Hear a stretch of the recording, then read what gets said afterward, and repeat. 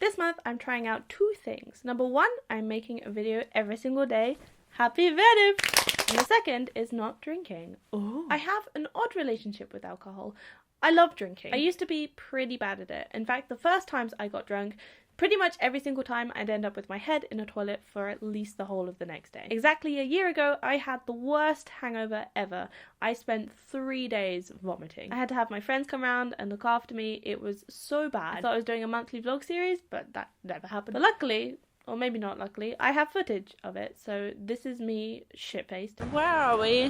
What are we? I made out with a really hot girl. Wasn't the best kiss that I knows where we are.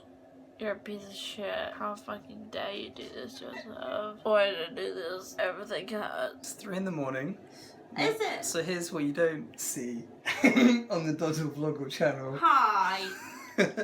Daddy got very drunk and vomited a lot. Vomited a lot. I hate me right now, and it's okay for you to hate me because I hate me also. Fine. Telling me that she was vomiting in an Uber and she didn't know where she was. I did a little vomit in my mouth and spat out. Lovely. Got my water, got my loo. I appreciate you. It's alright.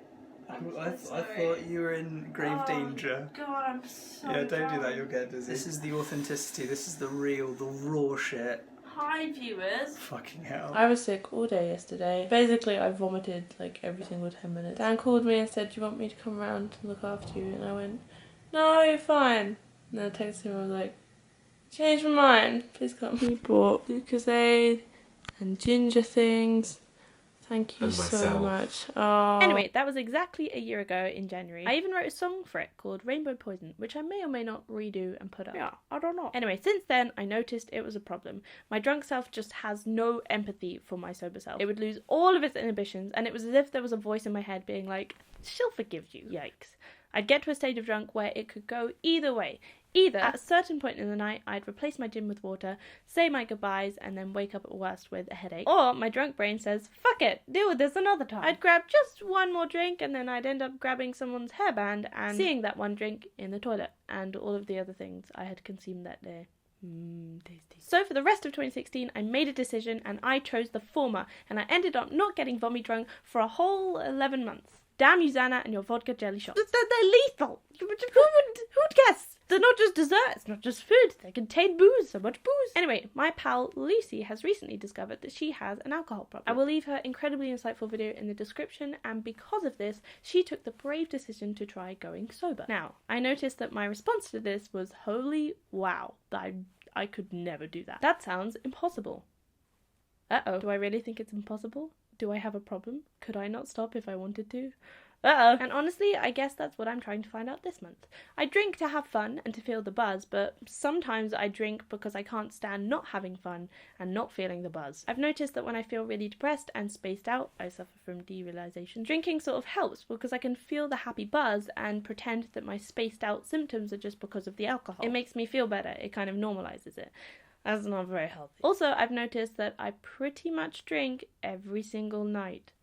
Half of you may be like, Dodie, really? It's 28 days. Also, I noticed that you chose the month with the least amount of days to start making a video every day and give up alcohol. And if that is you, then congrats. You may not have a problem with alcohol. You don't depend on it as much as I do. Also, yes, you saw through my plans. How dare you? But if you're like me and you're like, holy crap, that honestly sounds like it would be really difficult, then maybe you should join me to see if you could stop if you wanted to. And if you're like, yeah, sure, I'll join you, but it's my sister's 21st on the 10th and I'm going to Paris on the 20th, so I'm gonna take those days off, then maybe it's time to reassess how much you depend on alcohol to have a good time. If perhaps you are newer to drinking alcohol, or maybe you haven't ever tried alcohol and you think you'd like to, here are my top tips from a possible alcoholic. Who knows? I don't think I am. But number 1. Eat before you drink. Always. No exceptions. Always start with something stodgy in your stomach. I usually always get sick if I don't have a full tummy when I start drinking. It just goes straight into your bloodstream. You end up getting drunk really quickly. Do not recommend. What was this? Number 2. If this is your first time, take it easy. Stick to one drink and sip it slowly. Wait for the feeling of tipsy to kick in to see if you like it. If you don't, eat some bread, have some water, it'll be gone super soon. Number 3, vodka jelly shots are dangerous and deceiving. They may look like yummy dessert, but any more than 3 is lethal. Trust me, I would know. Number 4, check in with yourself. Take a moment to ask if you're alright. Now here is the crux, here is the secret, so listen close. You may be at the perfect stage of drunk when you check in with yourself. You're like, I feel great, I feel so happy, and I don't want this to go away. Your body and your drunken brain are going to say, well, that means I should get another drink, right? Wrong. Don't listen to it. It lies. If you want to maintain this feeling, start drinking water now. Otherwise, I promise you, you're just going to feel worse and worse. If you find yourself at the bar, someone else is buying you a drink, and you're like, I think I'm good, just